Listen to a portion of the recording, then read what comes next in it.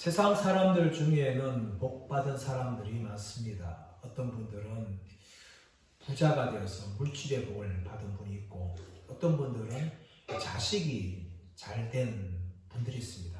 또 어떤 분들은 건강과 장수의 복을 누린 분들이 있습니다. 어떤 분들은 출세와 명예의 복을 누린 분들이 있습니다. 그러나 이렇게 세상 사람들이 많은 복을 누린다 할지라도 예수 믿는 사람들은 가장 큰 복을 받은 분이 있다는 것을 믿으시길 바랍니다. 그 이유가 무엇입니까? 우리는 예수 그리스도를 믿어서 우리의 죄가 용서받고 천국에 들어가게 되어지는 영생의 복을 누리게 된 것입니다. 아무리 세상 사람들이 이 땅에서 복을 받는다 할지라도 그 복은 이 땅에서만 누릴 수가 있는 것입니다. 천국에서 도저히 누릴 수가 없는 거죠. 예수 믿지 않으면 이 땅에서 한정적으로 복을 누리지만 그들이 가야 할 곳은 영원한 지옥의 심판입니다. 그러나 예수 믿는 사람들은 이 땅에서 때로는 가난할 수가 있고, 때로는 출세하지 못할 수도 있고, 때로는 자식들이 잘 안 될 수도 있고, 때로는 온갖 병에 걸려서 장수의 복을 누리지 못할 수가 있습니다. 하지만 예수 믿는 그 은혜 때문에 우리가 구원의 복을 누렸고 영생의 복을 누린 사람들입니다. 그런데 영생이라는 것은 천국에서만 영원히 사는 것이 아니라 이 땅에서 누릴 수 있는 그 은혜를 하나님께서 우리에게 허락해 주셨습니다. 그것이 무엇인가 하면 하나님과 동행하는 삶입니다. 하나님과 동행하면서 하나님과 교제하는 것, 그것이 바로 이 땅에서 누릴 수 있는 성도들에게 주어진 영생의 복이라는 겁니다. 그러므로 이 땅에서 성도들은 세상에서 많은 복을 누리려고 하지 말고 하나님과 동행하는 복을 누리려고 힘써야 될 줄 믿습니다.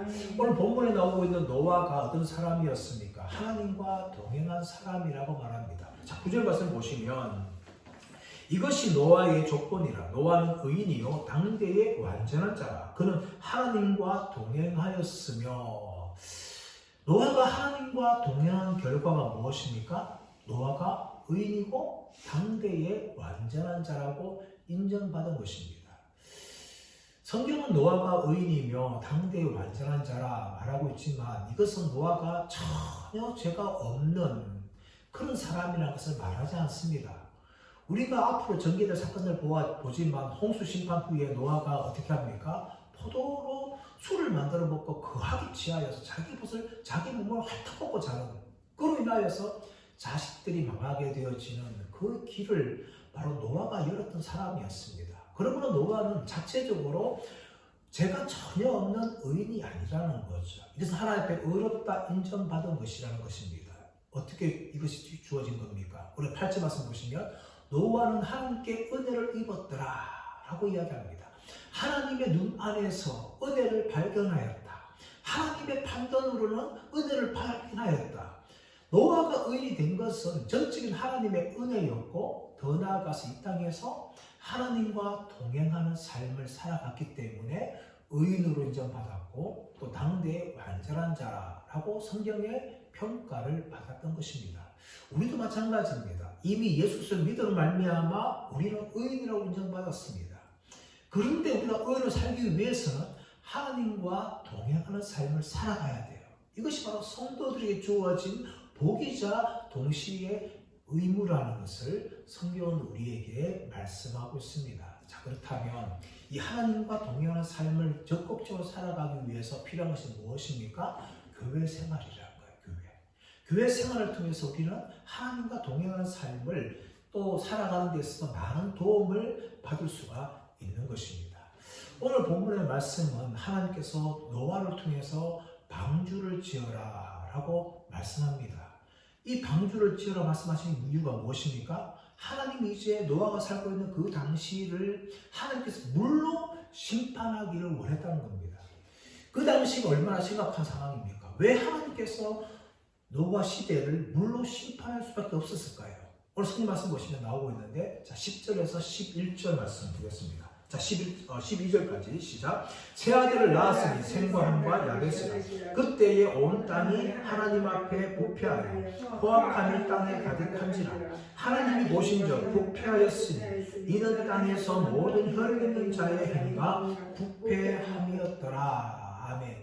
창세기 4장에서는 이 가인의 후손의 번창에 대해서 이야기하였고, 창세기 5장에서는 아담의 후손, 즉 셋의 후손에 대해서 이야기하였습니다.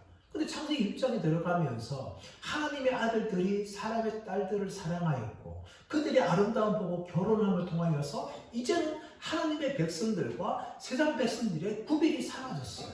그로 인하여 세상은 점점 죄가 더욱더 가득하게 되었는데, 오늘 11절과 12절 말씀 보시면 온 땅의 부패함이 하나님 앞에 가득하였다 할 정도의 상황이 되고 말았습니다. 그러자 하나님께서 어떻게 합니까?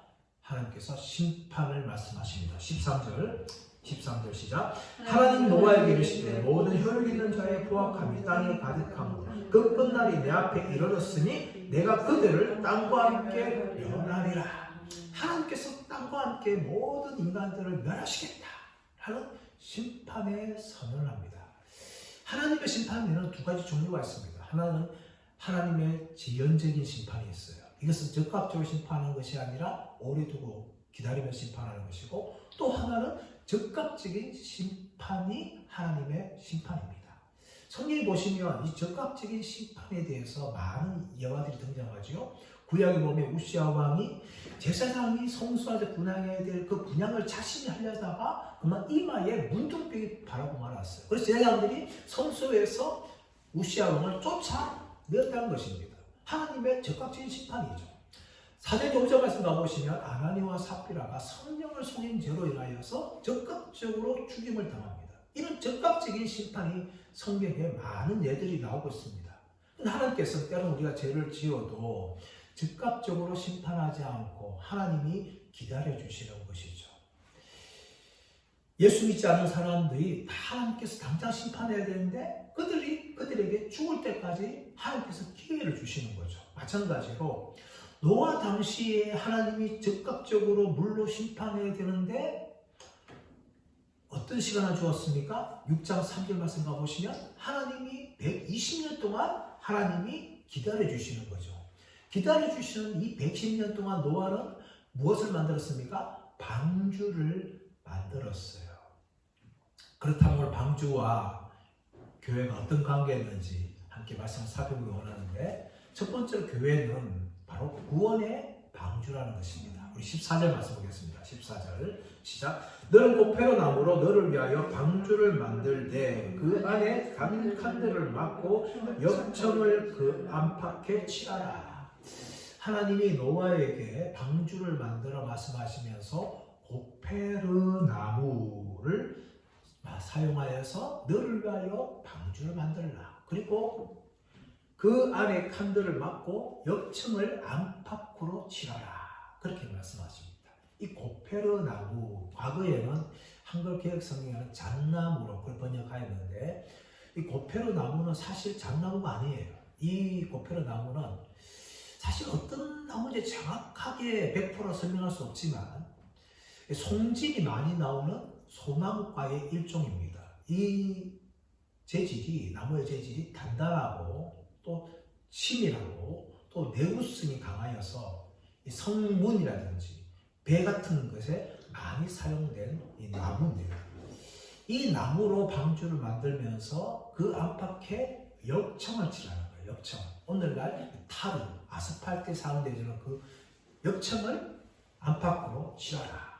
그러면 방주 안에 물이 들어갈 수 없는 겁니다. 오늘 14절에 사용된 이 방주라는 단어가 출애굽기 2장 말씀 가보시면 또 등장하는데, 바로 아기 모세를 담았던 그 바구니를 이야기할 때 테바라는 단어를 사용하는 거죠. 그 갈대 상자를 만드는 테바에 안팎으로 뭘 칠합니까? 역청을 칠하죠. 그래서 나일강 물이 아기 모세에게 침범하지 못하도록 막는 거죠. 그렇다면 이 역청은 무엇입니까? 이 역청은 모형적으로 볼 때에 바로 예수의 보혈입니다. 예수님의 보혈이 발라져 있는 사람들은 구원을 받게 되고, 바르지 않은 사람들은 멸망을 받게 되는 거죠. 출애굽기 12장 말씀 가보시면 하나님께서 유월절 심판할 때에 이스라엘 백성들에게 어린 양을 잡아서 그 피를 가지고 문설주와 임방에 바르라. 그러면 죽음의 그림자가 너희를 넘어가리라. 그렇게 말씀하세요. 어린 양의 피가 발라져 있는 집은 애굽인의 집이라도 넘어가는 거예요.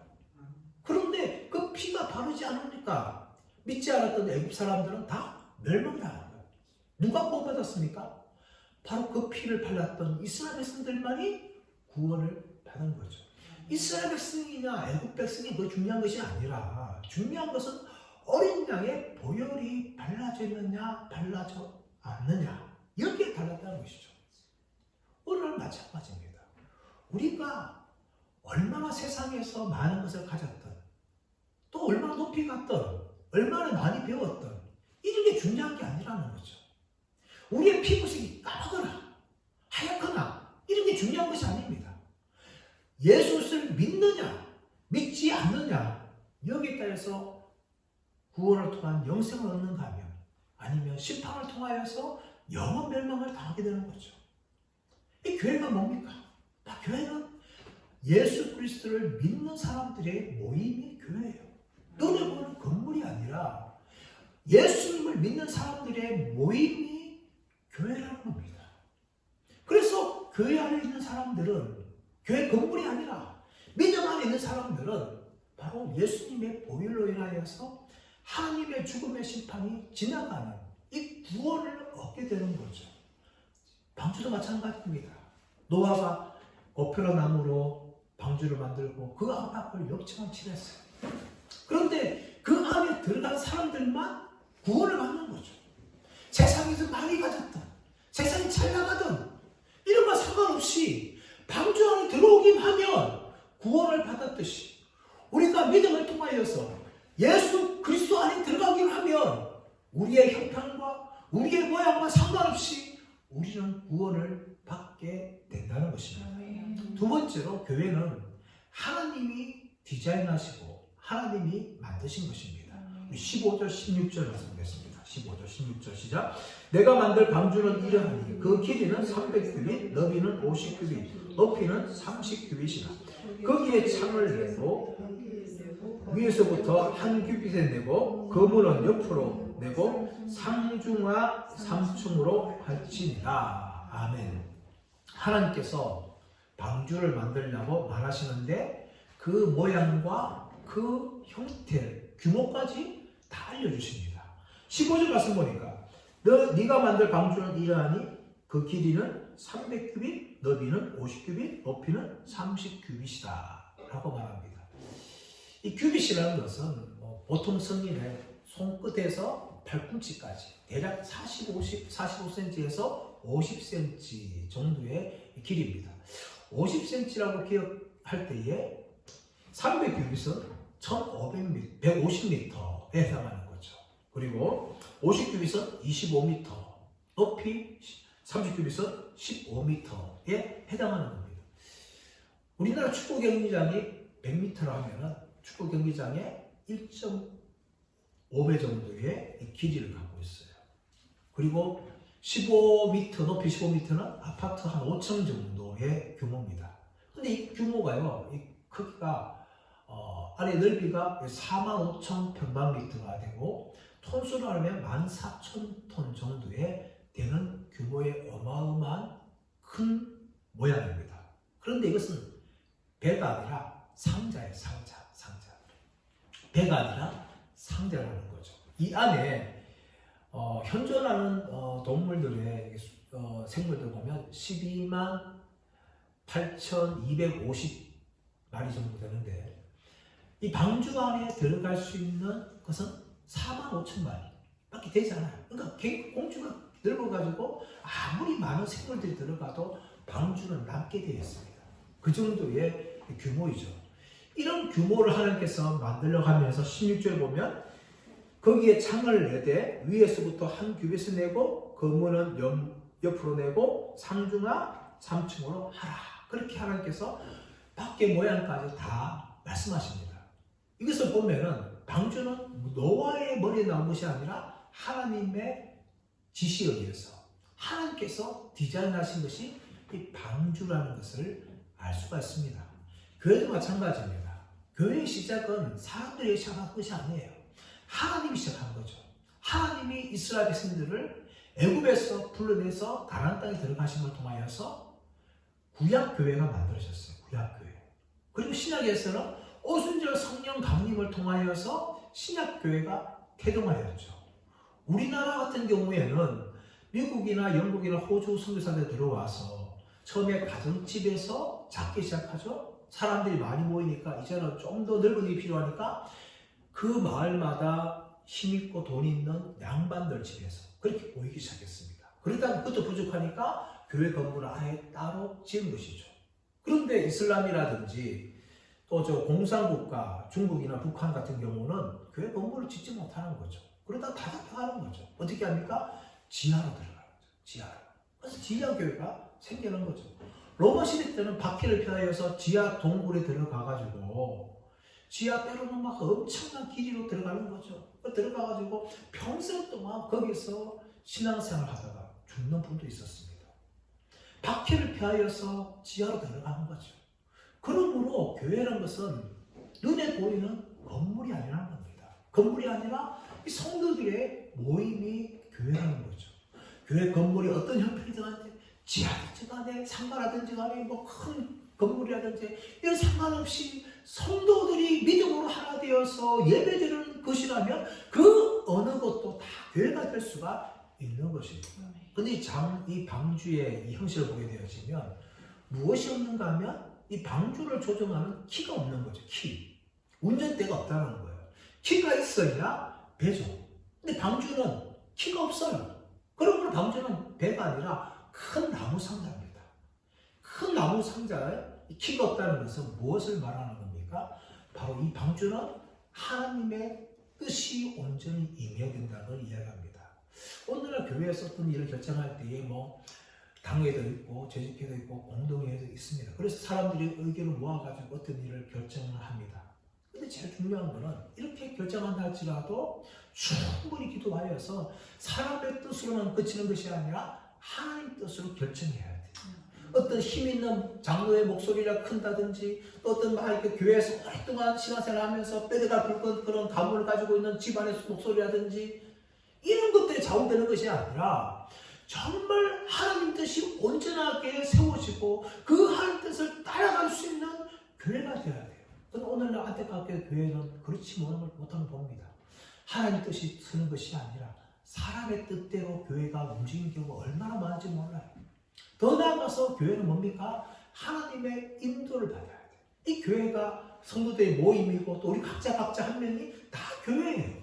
그렇다면 우리의 삶은요, 우리가 우리의 인생들을 잡고 움직이는 것이 아니라 하나님이 친히 우리를 인도하시는 삶을 살아가야 되는 겁니다.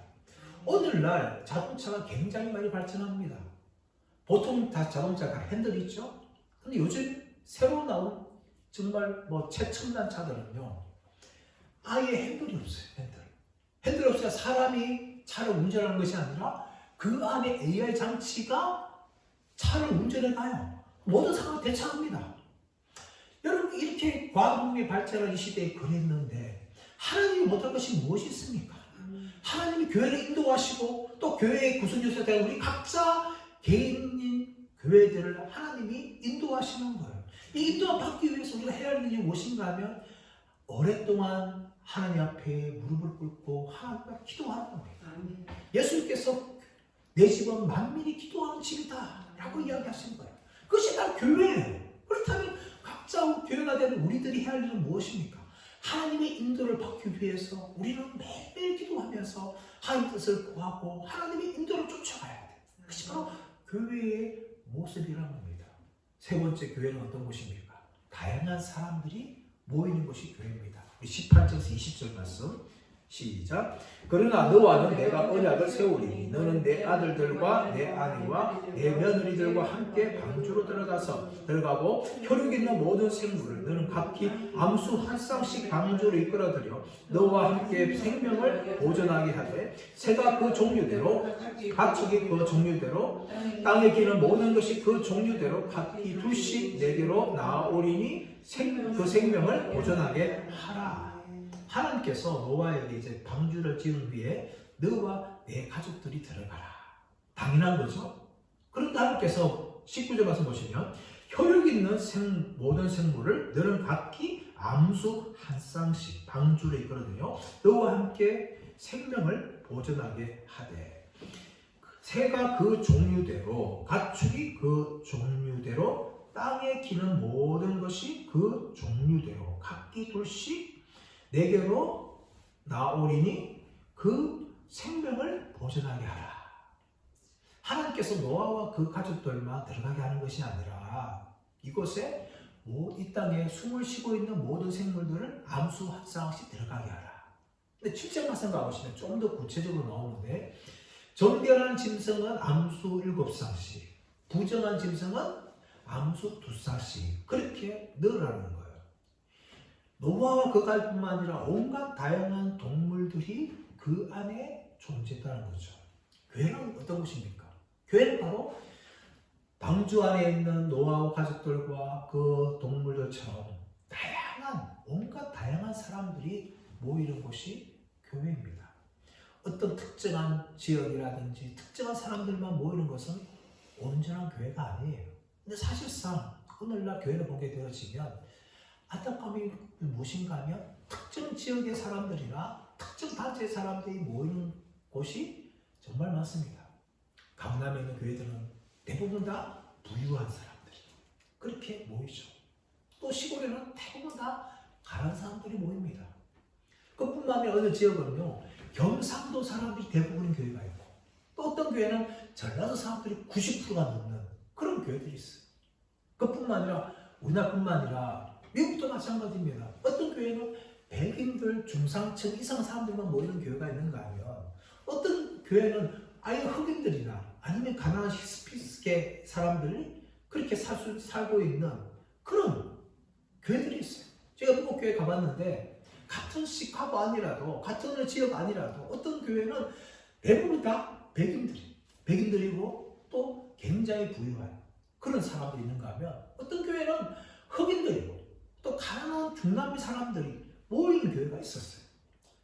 이것은 사실 온전한 교회 모습이 아니에요. 교회는 다양한 사람들이 모여야 됩니다.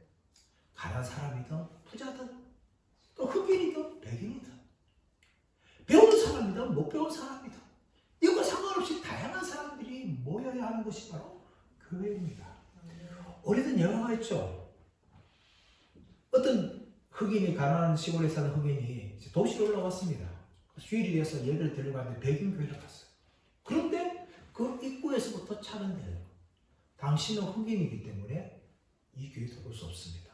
하면서 예배를 드리지 못하고 쫓겨났어요. 그래서 이분이 교회 계단 앞에서 엉엉 울고 있어요. 하나님, 제가 흑인이라서 가난하기 때문에 저 교회에 들어갈 수가 없습니다. 그렇게 울고 있었어요. 그때 성령의 음성이 들려오는데 뭔가 하면은 얘야 울지 마라. 예수님이 나도 그곳에서 쫓겨났다. 이런 예화가 있던 거예요. 이것이 온전한 교회의 모습이 아니라는 겁니다. 교회는 정말 다양한 사람들이 모여서 하나 되고 믿음의 공동체를 이루어 가야 합니다. 그런데 동시에 이렇게 다양한 사람들이 모이다 보니까 교회는 온갖 말씀과 다툼이 일어날 때가 종종 있습니다. 노아의 방주 안에는 아주 온순한 그런 동물들만 있는 것이 아니라 사자나 호랑이 같은 사나운 그런 동물도 있고 또 뱀 같은 간사한 존재도 있습니다. 그뿐만 아니라 박쥐처럼 여기 붙었다 저기 붙어하는 동물들도 있고 또 스컹크처럼 방구를 껴서 사람들을 괴롭게 하는 그런 동물들 아주 다양한 동물들이 있다는 거죠. 오늘날 교회도 사실 다양한 사람들이 모이기 때문에 많은 문제가 발생합니다. 특징이 뭡니까? 모두 다 죄인이라는 거예요. 예수님도 구원받았지만 모두 다 죄인이에요.